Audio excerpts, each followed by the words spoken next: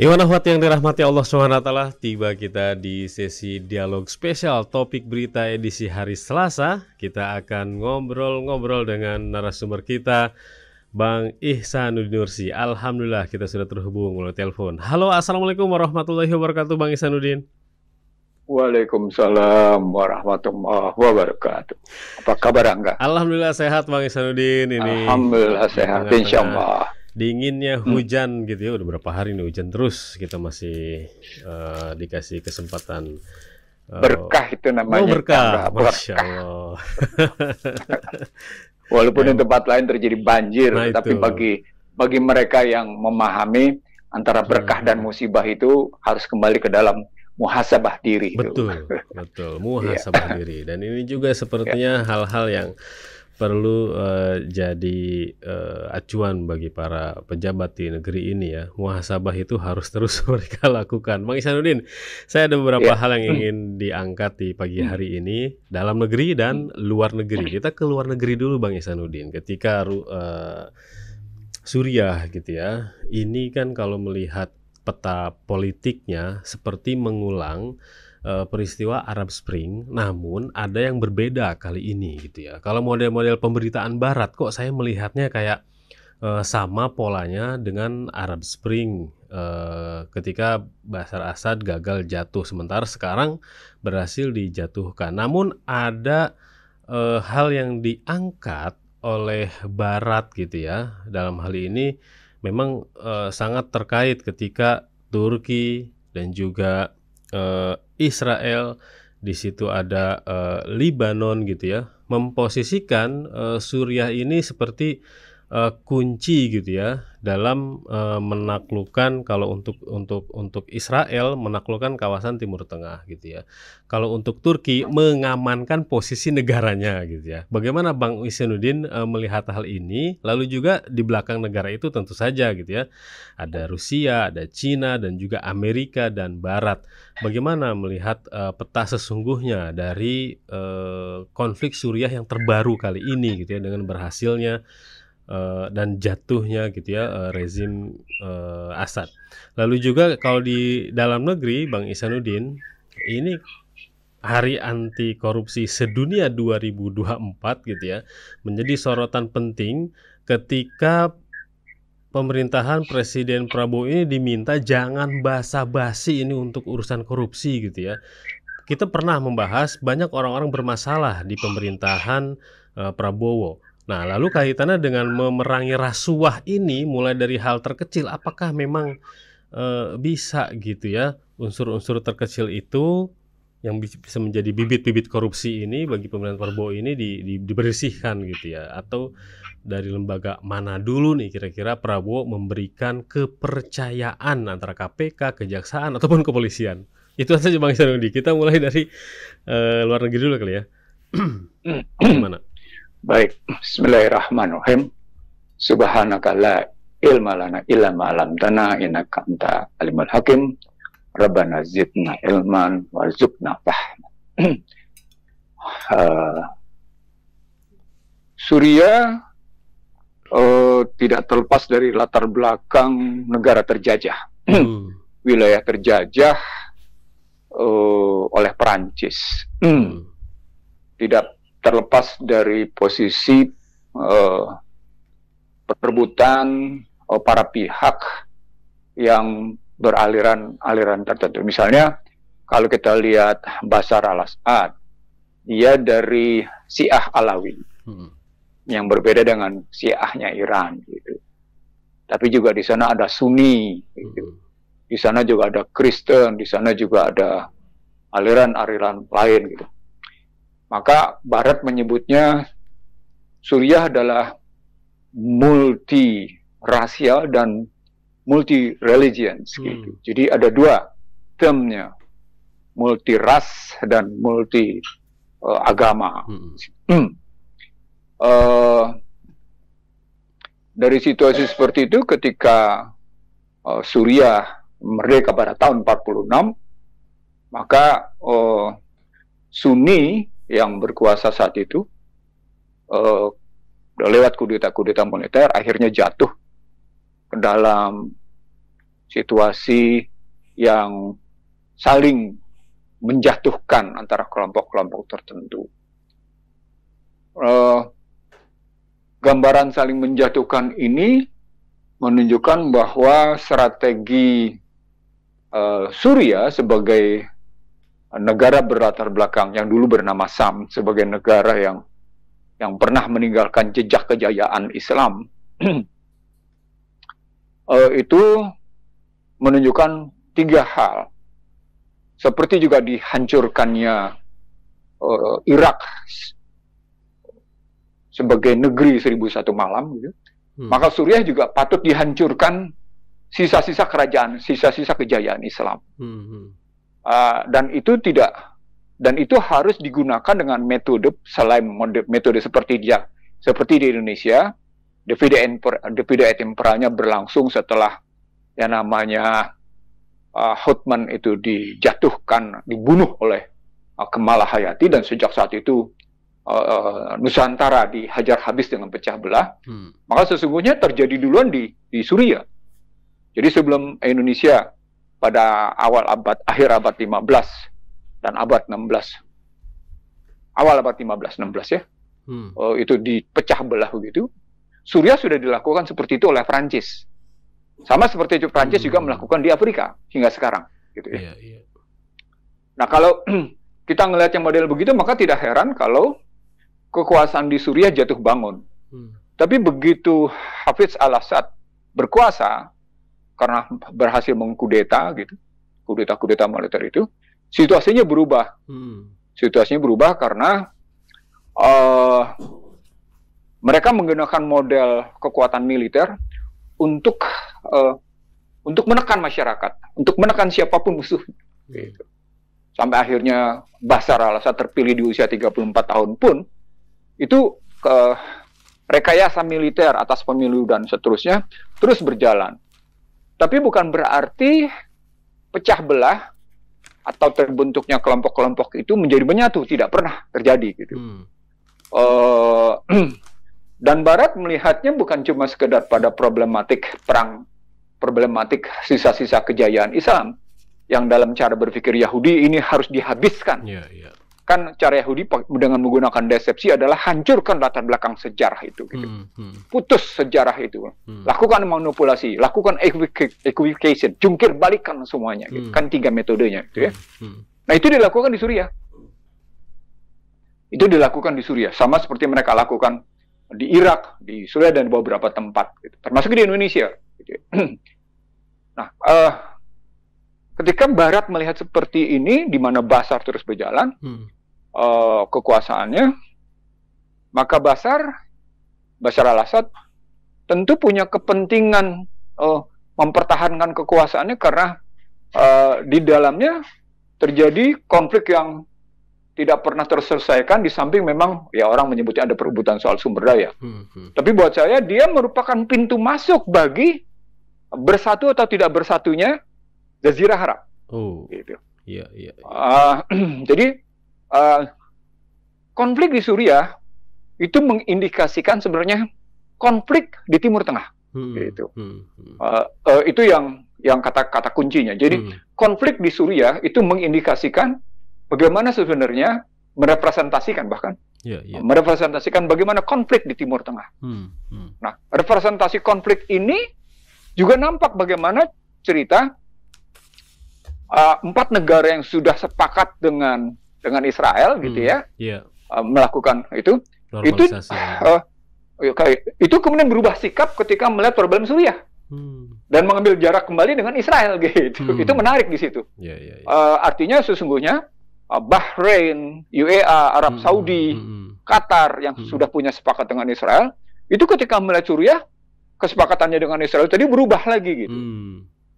Dan itu menggambarkan bahwa Israel juga melihatnya begitu sama. Dan karena itu mereka betul-betul tergambarkan bahwa situasi dan kondisi di Suriah adalah kondisi yang merepresentasikan konflik-konflik di Timur Tengah. Dan konflik-konflik di sana, walaupun kesannya soal demokrasi seperti yang tadi Angga sebut sebagai, kan konsep Arab Spring adalah konsep melakukan demokratisasi di Arab Saudi yang sesungguhnya sedang mengatakan bahwa Anda harus melakukan demokrasi gitu. Iya, iya. Padahal mereka tidak. Padahal di belakang Arab Spring itu adalah seperti disebut sendiri oleh William Bloom. Demokrasi adalah ekspor Amerika paling mematikan. Nah. Ekspor paling mudah untuk melakukan pecah belah. Gitu. Iya. Jadi kalau pakai bahasa ringkasnya, untuk memecah belah satu bangsa pakai aja demokrasi. Gitu. Itu bahasa sederhananya begitu gitu ya. Iya. Nah, itu karenanya Bashar selama 82 itu terus-menerus bisa bertahan. Referendum sukses yang bertahan. Nah, padahal pada saat yang sama keruntuhan Blok Timur, Blok Barat, keruntuhan tembok Berlin itu mengubah geopolitik gitu. Mengubah percaturan kekuasaan dunia gitu. Nah, percaturan itu membuat juga Suriah berubah situasinya. Apalagi kemudian di Arab Spring sesungguhnya Suriah berhasil menahan diri. Itu yang menarik di situ. Walaupun kemudian Suriah mencoba bermain dengan Israel gitu. Suriah mencoba bermain dengan Amerika. Lalu kemudian juga beberapa, kan ada 6 faksi di situ. Dalam catatan saya ada 6 faksi. Ini pemenangnya kan sekarang orang menyebutnya Muhammad, ada yang menyebutnya dengan Jolani, ada yang menyebut dengan Golani, yang sebenarnya bernama Ahmad Al-Sara gitu ya, lewat namanya Hayat Tahrir Al-Sam, itu salah satu. Ada SDF, ada SNA, ada lagi macam-macam di dalamnya. Ada 6 faksi dalam catatan saya gitu ya. Nah, itu berhadapan dengan situasi bagaimana sebenarnya menghadapi Bashar yang di satu sisi mempertahankan dinastinya yang sudah ada yang menyebutnya 53 tahun, ada yang menyebutnya 50 tahun berkuasanya Bashar ini. Berhadapan dengan pilihan-pilihan tentang mau kemana sebenarnya pertarungan itu gitu. Nah, kelompok Sunni ya di bawah ini kalau pakai media Barat menyebutnya kelompoknya Muhammad Al-Golani ini adalah Barat menyebutnya memang teroris. Jadi sama seperti Hamas disebut teroris, Hayat Tahrir As-Salam ini HTS, berita menyebutnya HTS gitu. Ini memang disebut oleh Barat sebagai teroris. Disebut oleh Joe Biden teroris gitu. Walaupun pidatonya di masjid akhirnya dibenarkan oleh Joe Biden gitu. Poinnya adalah kalau kita ngelihat terakhir jatuhnya ini menggambarkan bahwa peta kekuatan setelah perang Ukraina, perang Hamas, perang di Libanon, bagaimana Hizbullah itu memang berbeda karena Hizbullah kan mendukung Bashar. Di situ padahal Hamas tidak mendukung yang namanya Bashar ya gitu. Itu salah satu bentuk konfliknya kelihatannya gitu.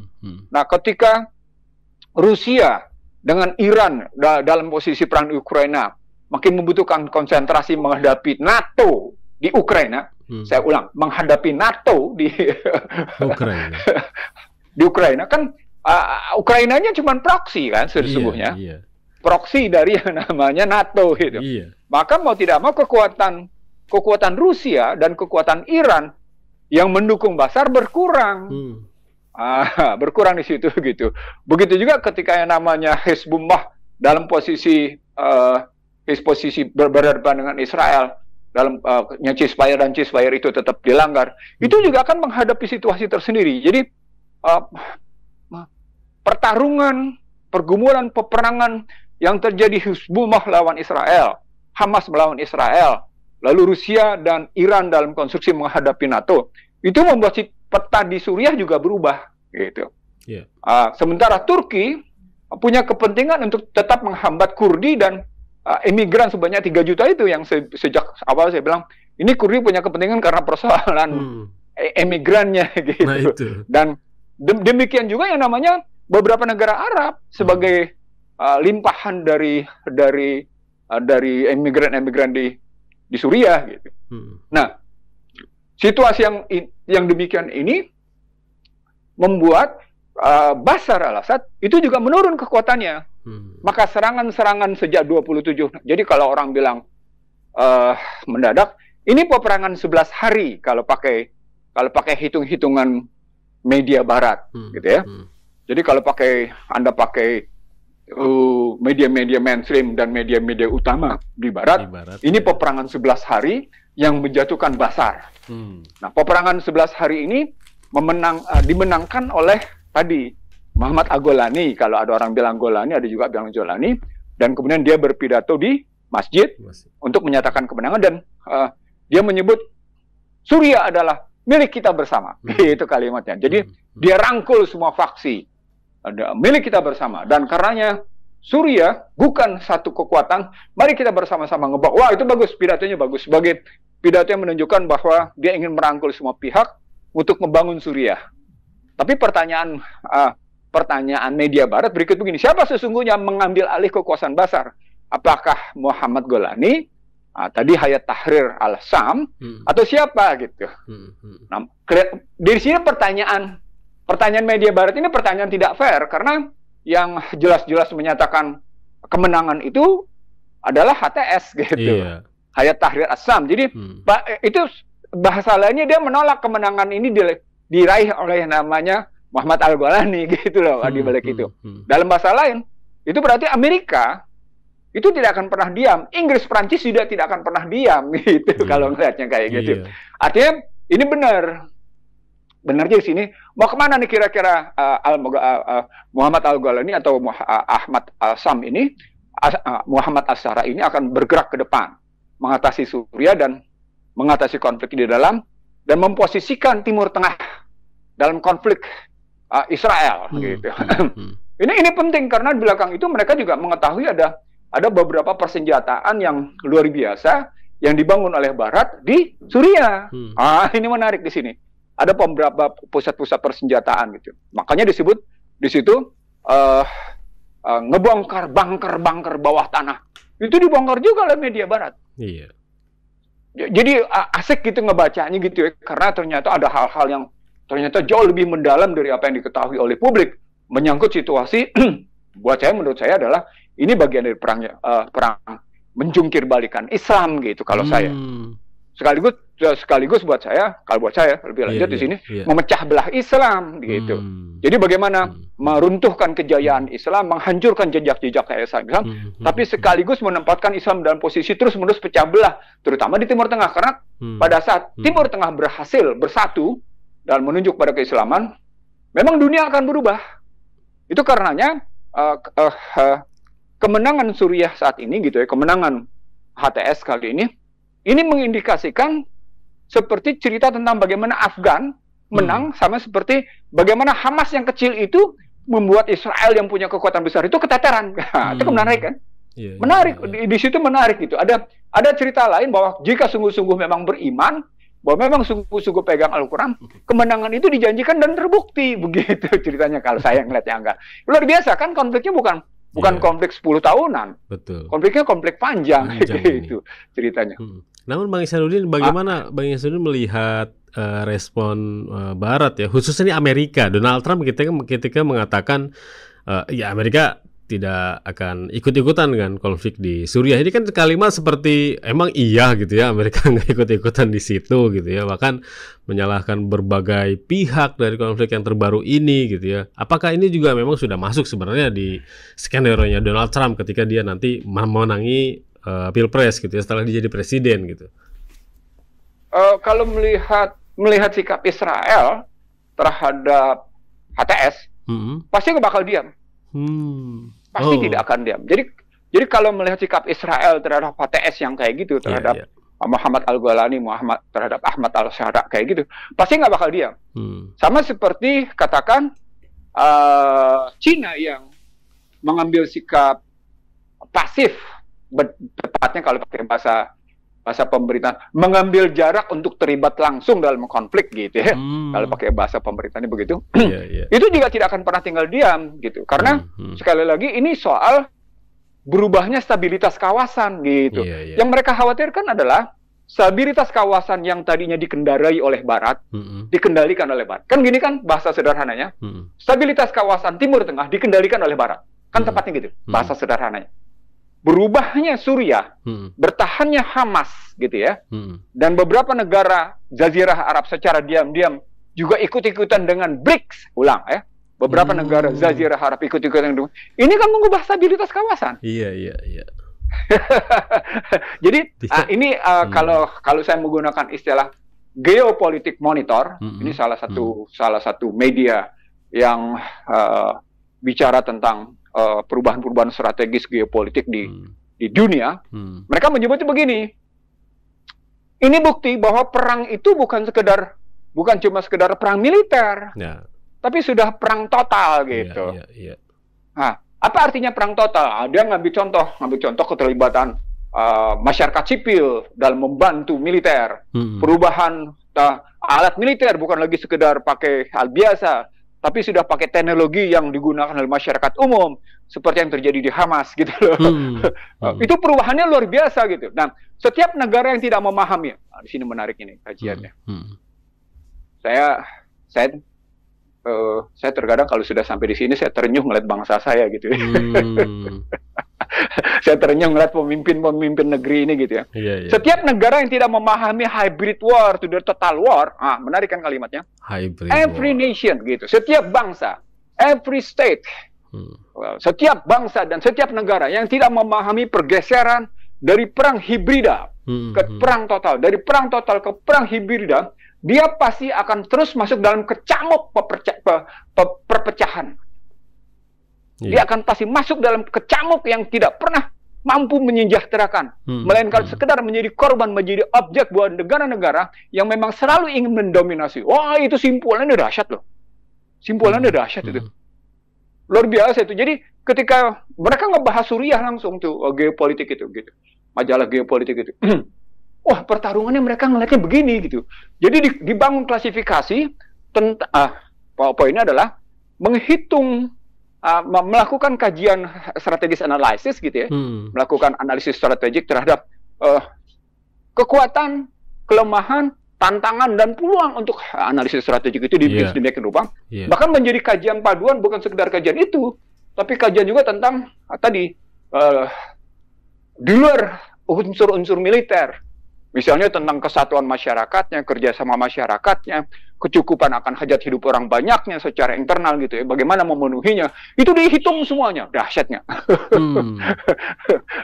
Itu disebut dengan total war. Jadi tidak sekedar pada kekuatan militer gitu. Nah, kekuatan Amerika yang di bawah Trump pasti akan terlibat, karena buat Trump yang menyatakan Israel adalah pusat spiritual bumi dan memindahkan kedutaan besarnya ke Yerusalem, dan kota Tel Aviv dipindahkan ke Yerusalem, ibu kota itu, termasuk yang namanya mengakui bahwa Washington adalah pusat pemerintahan dunia, pasti akan mempengaruhi Suriah. Nggak bisa enggak. Itu karena bagian dari strategi. Orang akan bilang Ihsanuddin Nursi memang dasar teorinya konspirasi. No, itu kan pernyataan. Pernyataan bagaimana Trump mengemukakan itu gitu. Bagaimana Trump dengan tegas menyatakan itu kepada Benjamin Netanyahu. Dan itu dia buktikan. Jadi memang ada agenda besar yang tidak pernah dilepas oleh Presiden Amerika. Ini saya sebut dalam buku Prahara Bangsa. Ada agenda besar yang dipegang oleh siapapun presidennya Amerika. Apa agendanya? New World Order. Jadi artinya kasus Suriah itu tidak akan pernah dilepas begitu saja oleh yang namanya Amerika.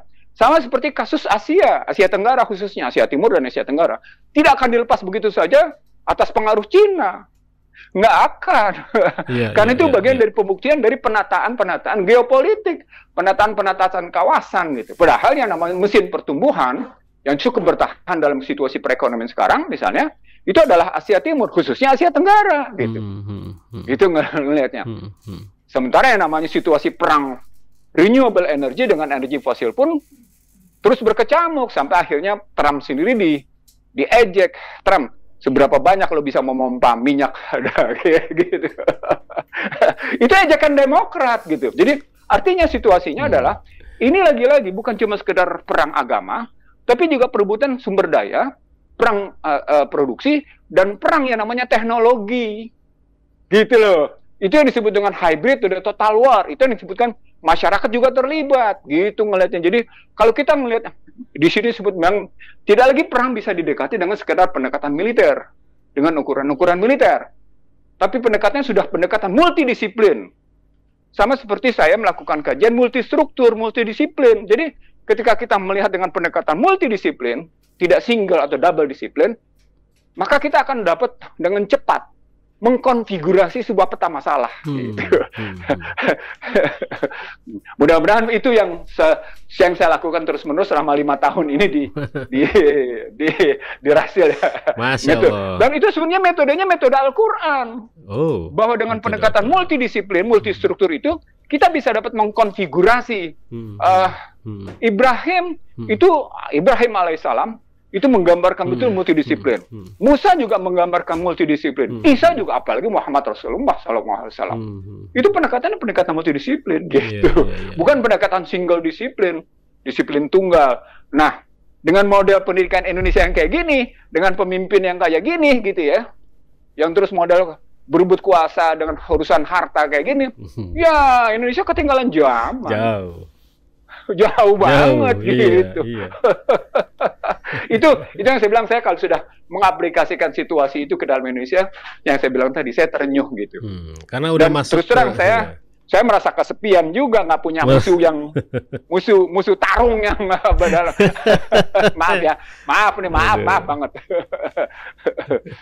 Ya berarti kalau udah masuk ke Indonesia, kita masuk ke negeri ini. Tadi Bang Ihsanuddin yang saya tanyakan di awal, pemerintahan, iya, itu apakah harus bersih-bersih hal-hal yang lain dulu nih? Karena kemarin kan kesandung juga nih urusan utusan khusus presiden yang kacaletot, kata kalau bahasa Sunda. Harus beresin itu dulu.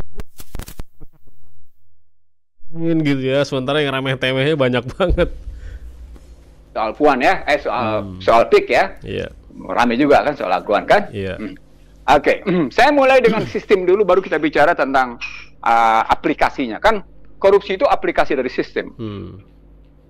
Korupsi itu adalah gambaran bagaimana sebuah sistem berfungsi, sebuah sistem bekerja. Gitu. Jadi saya ulang, korupsi itu adalah gambaran bagaimana bekerjanya sebuah sistem. Sebuah sistem, iya.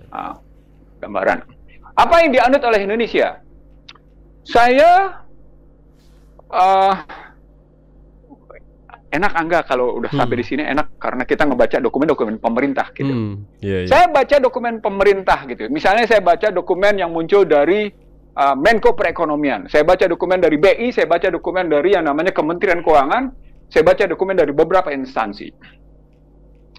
Kalimat pentingnya adalah yang mereka buat, karena kita sudah menganut sistem ekonomi terbuka katanya, maka suka tidak suka katanya, setuju atau tidak setuju, kita memang harus mengantisipasi bagaimana sistem ekonomi terbuka tadi gitu.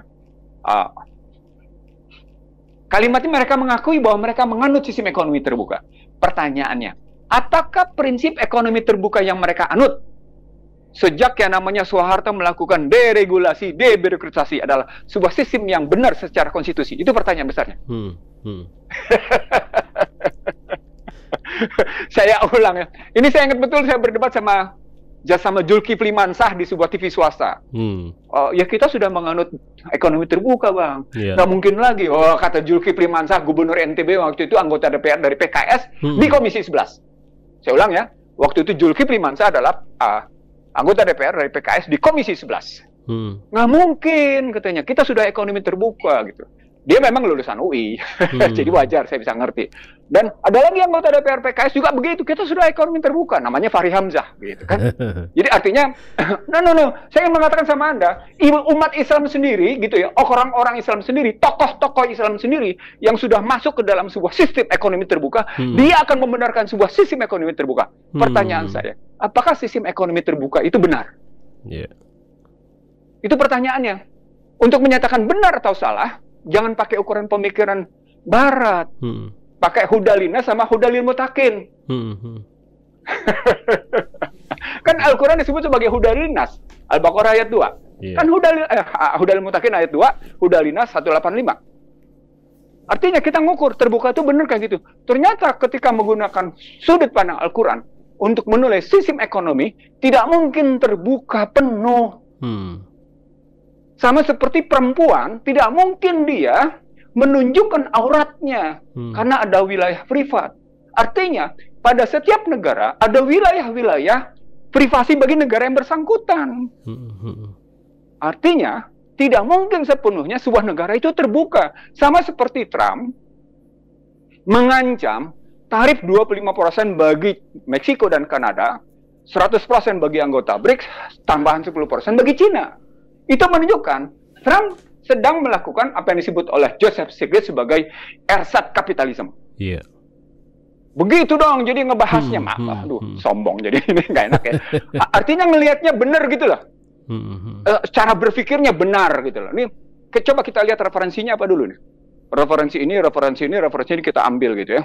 Kenapa misalnya beberapa kalangan Amerika sendiri menyebut Amerika terlampau angkuh, Amerika terlampau sombong untuk mengakui dirinya bahwa sesungguhnya telah terjadi satu kondisi yang decline, satu kondisi yang menurun.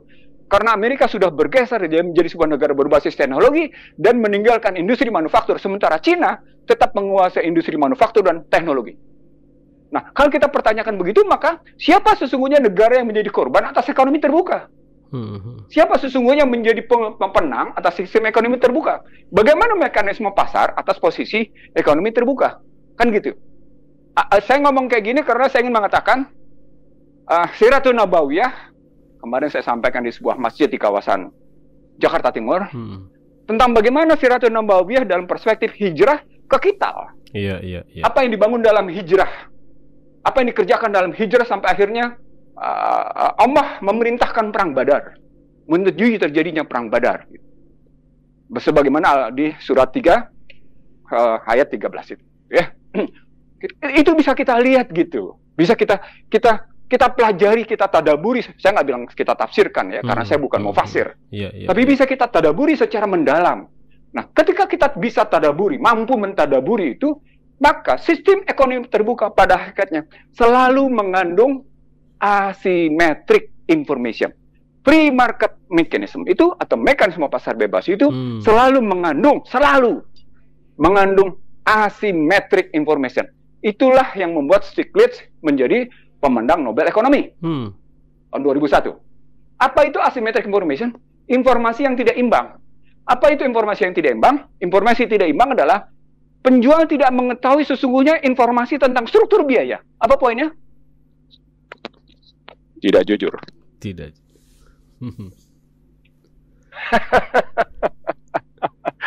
Dapat kan di situ? Iya. Tidak jujur. Jadi asymmetric information itu adalah kata kuncinya adalah tidak jujur. Gimana ketidakjujuran itu? Karena ada keinginan untuk selalu greedy, serakah. Kenapa mesti greedy? Karena tuntutannya adalah capital accumulation. Berarti serakah. Jadi dalam free market mechanism sudah mengandung dua. Adanya namanya tidak jujur, ada yang namanya greedy. Makanya mereka bilang greedy is good. Yang menarik adalah mereka menggunakan mata uang berbasis persepsi. Apa poinnya? Free market mechanism pada hakikatnya sudah mengandung sistem yang bertentangan dengan ajaran. Iya. Itu kata kuncinya. Jadi kenapa saya berbeda? Kenapa males ngundang gua gitu atau duduk bareng sama gua? Atau kenapa IAEI tidak mau ngundang gua atau duduk malas ngadap gua? Ya itu tadi. Karena sejak awal saya sudah menemukan bahwa ketika Anda menggunakan akuntansi barat, ketika Anda menggunakan free market mechanism, sekalipun Anda menggunakan nama syariah, maka sesungguhnya terjadi apa yang disebut dengan asymmetric information, terjadi keserakahan, terjadi permainan persepsi, dan itu ditolak oleh Al-Quran. Disitulah korupsi. Enggak. Disitulah korupsi. Korupsi kan itu pada hakikatnya begitu. Anda serakah, orang bawah kalau korupsi kan karena kebutuhan. Kalau orang atas kan korupsi karena keserakahan. Keserakahan itu. Di tengahnya namanya bangsa ini punya utang 8.587 triliun. Yang pada 2025 akan menghadapi masalah yang besar. Anda bisa lihat, pejabatnya menikmati segenapnya mobil mewah, luar biasa. Kebayang nggak? Di balik namanya beban hutang yang luar biasa yang ditanggung oleh rakyat yang miskin itu, mereka menikmati kemewahan. Bahkan berlomba-lomba kemewahan, berlomba-lomba gitu. Iya. Kalau sudah sampai berlomba-lomba kemewahan, itu saya baru sampai pada posisi. Dan ini pernah saya sampaikan terbuka kepada Prabowo Subianto di 2019. Saya bilang tidak layak. Oke, kan swastanya begitu. Itu karena swasta Anda berikan peranan berlebihan. Itulah perbedaan kekayaan di negeri-negeri maju dengan di negeri seperti Indonesia. Indonesia orang menjadi sangat terkaya raya karena cuma tinggal mengambil kekayaan alam, bukan karena kreativitas. Kalau Anda lihat Cina, kalau Anda lihat yang namanya Amerika, kalau Anda lihat negara-negara maju, maka kekayaan yang terjadi pada mereka adalah karena lomba kreatif. Misalnya contoh, Elon Musk kreatif dalam menangkap Starlink. Google kreatif. Saya baru baca Google, luar biasa nih pertarungannya dengan kelompok lain. Oh, gitu. Google misalnya sekarang sudah kampanye tentang bagaimana computing komputer. Computing komputer. Dengan menggunakan septillion. Angkanya bukan lagi angka tentang berapa digit, tapi sudah 24 digit. Coba kebayang nggak, Angga? Ngeri saya ngeliatnya. Wih, sampai sebegitu rupa gitu. Bagaimana AI berpengaruh? Bagaimana yang namanya 5G berpengaruh? Bagaimana yang namanya cloud berpengaruh? Ini kan cloud nanti jatuhnya ke soal bagaimana computer computing. Cloud. Gitulah, sistem-sistem itu gitu. Di situ bedanya orang Indonesia kaya raya karena sawit, karena nikel, karena emas, karena batu bara, semuanya karena tinggal ngeruk, tinggal ngambil, bukan karena kreativitas. Iya, mereka kerja betul, tapi bukan karena kreatif, bukan menghasilkan. Itu yang saya sebut sebagai, nanti bergeser nih. Bagaimana kita melihat human capital itu bergeser menjadi SDB, sumber daya buatan, dan itu membentuk yang namanya manusia-manusia kreatif, sehingga kelihatan dia menjadi human being. Cuma begitu human being-nya tidak berarti well-being. Menarik ya di sini ya. Jadi perdebatan mendasarnya adalah perdebatan apakah human being mereka, menjadi manusianya mereka itu betul-betul dalam posisi well-being apa enggak? Yang kita sebut sebagai nafsul mutmainah. Gitu enggak? Nah, ketika yang namanya sistem ekonominya tetap dalam prinsip ekonomi terbuka, total terbuka, seperti yang dibenarkan oleh sejumlah ulama, seperti yang dibenarkan oleh sejumlah ekonomi Islam gitu ya. Saya nggak bilang ekonomi liberal, nggak usah dibilangin kalau ekonomi liberal sudah pasti begitu gitu ya. Maka Indonesia pasti akan mengidap korupsi. Dan itu tidak akan pernah bisa diberantas ke akar-akarnya. Tidak akan bisa. Lalu orang berbalik. Oke, kalau begitu, kenapa Cina bisa? Cina ke dalam negeri bisa, ke luar negeri Cina korupsi nggak? Memainkan kan itu semua. Kan begitu pertanyaannya. Iya, di negara lain main gitu ya. Sampai muncul media-media barat menyatakan, bagaimana kita melakukan mana lebih besar biaya cost of fund-nya antara meminjam biasa dengan meminjam dengan Cina. Sampai begitu mereka melakukan kajian. Menarik kan? Apa perbedaan meminjam dari Cina dengan meminjam secara biasa? Itu menarik, itu kajian-kajian di situ. Nah, saya ingin mengatakan pada Angga, jadi ketika kita peringati hari korupsi, tanpa mengubah sistem, ya kita hanya bisa mengurangi, tapi tidak pernah bisa sungguh-sungguh menghapuskan. Walaupun memang dari dulu orang selalu tidak jujur, karena memang iblis itu mengajarkan ketidakjujuran. Iblis mengajarkan keserakahan. Iblis mengajarkan persepsi. Dan itu dijalankan oleh manusia, maka yang bersangkutan menjadi iblis sebenarnya. Disitulah ketemu surat At-Tin, Asfalas Safilin. Gitu Angga. Sebagai penutup. Ini saya tulis tahun 2004 Angga. Oh iya. Sebagai penutup ya. Saya tulis 2004 ini Angga. Karena saya bilang Susilo Bambang Yudhoyono mimpi memberantas korupsi dengan menyebut Gerakan Nasional Pemberantasan Korupsi. Gitu. Karena SBY ngomongnya dulu begitu jadi presiden. Gerakan Nasional Pemberantasan Korupsi. Saya bilang mimpi. Karena Anda sudah menerapkan sistem ekonomi terbuka dan Anda sudah menerapkan demokrasi liberal yang penuh dengan ketidakjujuran. Maka ketidakjujuran itulah awal dari korupsi. Gitu enggak? Jadi sudah 20 tahun enggak? 20 kajian tahun. saya kayak gini. Bang Ihsanuddin, ini sebagai penutup singkat gitu ya. Simbol korupsi itu kalau tadi disinggung tentang iblis gitu ya, tentang hawa gitu ya, tentang nafsu. Apakah simbol sesungguhnya adalah kesombongan ketika sudah menyinggung iblis? Keangkuhan itu melekat pada cerita ketidakjujuran, melekat pada keserakahan. Coba Anda lihat yang namanya Parcok. Coba Anda lihat Parcok. Di jalan raya dia angkuh nggak? Partai coklatnya. Coba lihat, Anda lihat ya. Oke, kita pindah sekarang. Anda bisa melihat pejabat di jalan raya angkuh nggak? Sangat. Sampai digeser-geserin itu orang suruh minggir. Nggak usah lihat mereka di belakang meja kekuasaan, mereka nggak usah. Tapi lihat di jalan raya. Iya. Karena jalan raya itu mencerminkan bagaimana sebenarnya fenomena sosial. Betul. Mencerminkan konfigurasi sosial. Tidak ada pejabat yang tidak sombong di jalan raya. Tidak ada yang namanya parcok yang tidak sombong di jalan raya. Padahal mereka hidup dari rakyat yang diperas habis-habisan untuk memenuhi pajak sebesar 80% dari total APBN. Dari total belanja dari total pendapatan APBN, 80% bersumber dari pajak. Dan itu berarti memeras rakyat. Tapi mereka bisa sombong terhadap mereka yang mereka peras. Ulang, terhadap mereka memeras itu mereka sombongnya luar biasa. Ini perilaku politik yang sangat sangat menjijikkan menurut saya. Karena akhirnya tidak amanah. Jadi ketika seseorang ada bersikap seperti itu, kalau dalam bahasa saya sebagai anggota dewan dulu, ini menunjukkan rendahnya akuntabilitas publik. Kalau dalam bahasa agama kita, Anda nggak kokoh megang amanah. Gitu, enggak. Jadi sebagai penutup, enggak. Ketika kekuasaan tidak mampu memahami kekuasaan itu di satu sisi adalah musibah, tapi di sisi lain adalah amanah, gitu ya. Amanah yang memberikan dia musibah, atau amanah yang memberikan dia berkah, maka pada saat itu sesungguhnya dampaknya pada masyarakat. Masyarakat menjadi rusak. Nah, seorang penguasa yang gagal memahami amanah sebagai berkah, tapi amanah sebagai musibah, maka itu disebabkan oleh ulamanya yang cinta akan ketenaran, cinta akan keduniaan. Nah, kenapa sampai muncul seperti itu?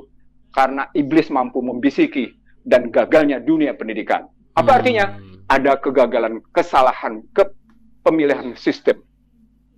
Jadi strukturnya begitu, Angga? Iya. Strukturnya tadi, sebagai penutup, ini karena saya sedang menyampaikan di mana-mana tentang situasi masyarakat yang saya sebut dalam bangsa terbelah, lalu saya perkokoh dalam prahara bangsa, maka rusaknya masyarakat itu karena pemerintahnya.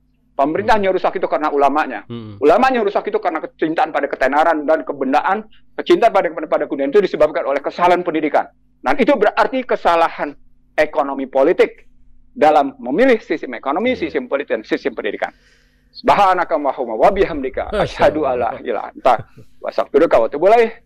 Assalamualaikum warahmatullahi wabarakatuh. Waalaikumsalam warahmatullahi wabarakatuh.